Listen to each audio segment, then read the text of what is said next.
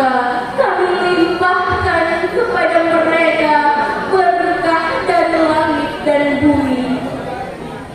Tetapi ternyata mereka mendustakan ayat-ayat kami, maka kami siksa mereka sesuai dengan apa yang telah mereka kerjakan. Sahabat yang dimuliakan Allah Subhanahu wa Ta'ala, dari Dr. Abdullah Al-Taubah dalam kitabnya Ma'al Anbiya'i fil Quran, beliau menjelaskan bahwa ayat tersebut ditujukan kepada kaum Sodom, yakni kaum Nabi Lut alaihissalam, berkenaan dengan 3 kemungkaran yang mereka lakukan. Kemungkaran yang pertama yaitu kemungkaran yang dilakukan oleh istri Nabi Lut alaihissalam. Kemungkaran yang kedua yaitu tradisi menyambut di tempat terang-terangan. Dan kemungkaran yang ketiga yaitu kebiasaan homoseksual yang merajalela. Dengan kata lain, maksud dari ayat tersebut adalah seandainya kaum Sodom beriman dan bertakwa kepada Allah Subhanahu wa Ta'ala, la fatahna 'alaihim barakatin minas samai wal ardi, maka akan Allah turunkan keberkahan daripada mereka yang tak terbatas dari langit maupun dari bumi dengan syarat iman dan takwa. Akan tetapi mereka mengingkari ayat-ayat Allah. Justru bukan keberkahan Allah yang turun, melainkan azab Allah yang turun, sehingga orang-orang dalam negeri tersebut. Hadirin yang dicintai Allah, kemungkaran-kemungkaran inilah yang membuat kaum Sodom diluluh lantakkan oleh Allah Subhanahu wa Ta'ala, baik secara langsung dan terselubung. Kemungkaran-kemungkaran ini tumbuh subur bak cendawan di musim hujan di negeri kita, saudara. Betul tidak, saudara? Mari kita buktikan.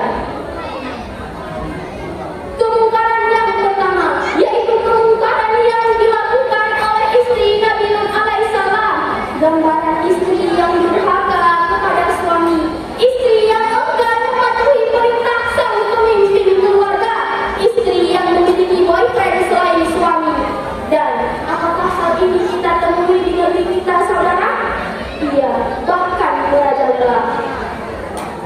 Kemungkaran yang kedua yaitu tradisi menyambut di tempat terang-terangan.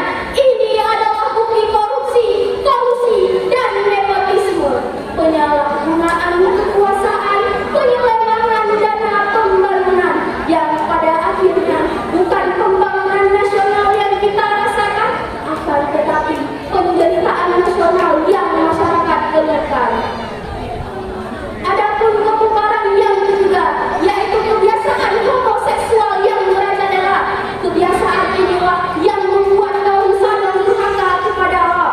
Hubungan badan antara sesama jenis dianggap biasa-biasa saja. Tempat-tempat maksiat merajalela di mana-mana. Bahkan hubungan badan antara lawan jenis dianggap wajar-wajar saja. Akibatnya, berapa banyak janin-janin tak berdosa yang dikuburkan? Berapa banyak bayi-bayi yang lahir tanpa seorang ayah? Dan berapa banyak bayi-bayi mungil yang dibuang ke tempat sampah, di tempat-tempat yang menjadikan mereka seolah tak berarti? Astagfirullahaladzim. Dan apakah hal ini kita temui di negeri kita, saudara? Di negeri yang katanya mayoritas beragama Islam, di negeri subur yang mana orang bilang zaman khatulistiwa. Ironisnya, hal ini marak terjadi di generasi muda kita, saudara. Na'udzubillah, summa na'udzubillah.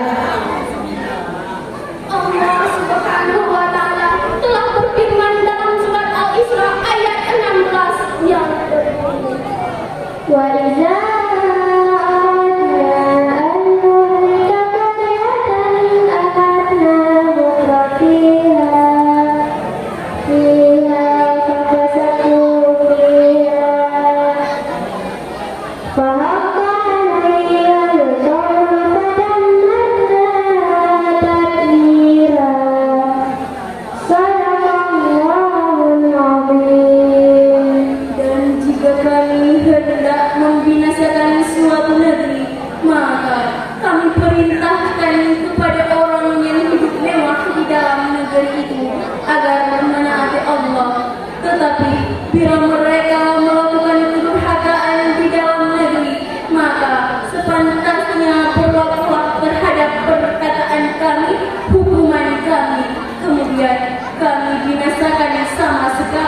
beribu. Hadirin rahimakumullah, kemungkaran inilah yang membuat kaum Sodom dihancurkan oleh Allah Subhanahu wa Ta'ala, sekaligus menjadi problematika umat yang dihadapi bangsa kita dewasa ini. Nauzubillah min dzalik. Bencana melanda di bumi Ibu Pertiwi, banjir bandang, gempa bumi, tanah longsor dan tsunami. Seolah enggan berhenti, kemiskinan di sana sini, musuh lapar hantui bayi. Al-Quran ini dinasih, sunnah Rasul tak dijalankan. Ya Allah, Ampunilah kami.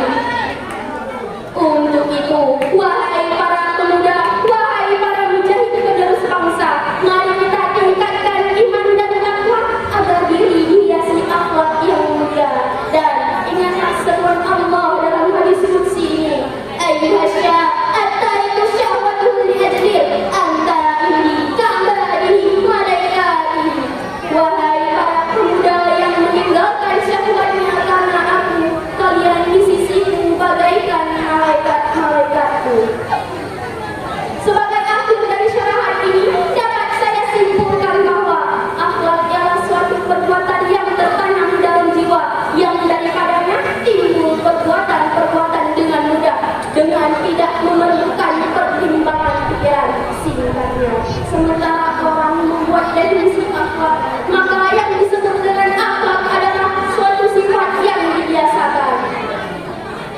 Demikian syarahan Quran yang dapat saya sampaikan. Salah kurangnya saya mohon maaf. Penjahit benang membawa peti, Ibu Wahyuni menjahit kebaya. kami pamit undur diri. Terima kasih atas segala perhatiannya. Saya akhiri dengan wabillahi taufik wal hidayah. Wassalamualaikum warahmatullahi wabarakatuh. Waalaikumsalam warahmatullahi